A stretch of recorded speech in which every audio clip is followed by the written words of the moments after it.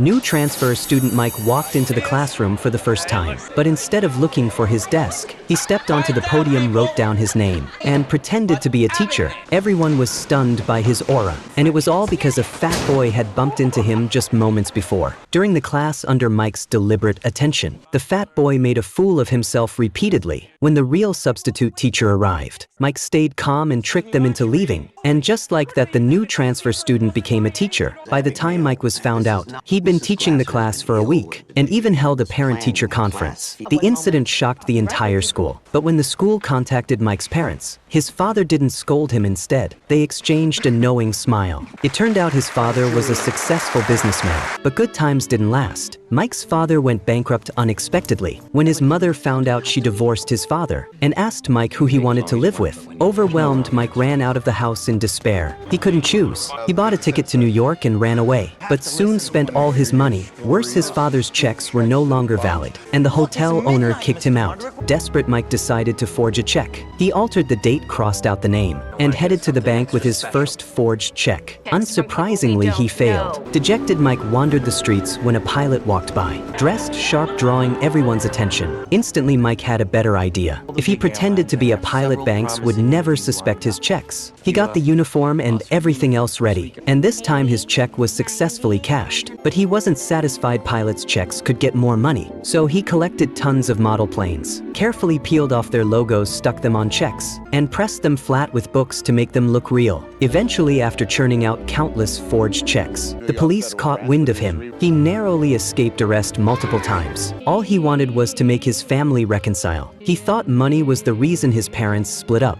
but when he found his father, he learned his mother had already remarried. Meanwhile, the police were searching everywhere for him. On Christmas Eve, Mike called the police. He didn't know who else to reach out to, and so their cat and mouse game began in earnest.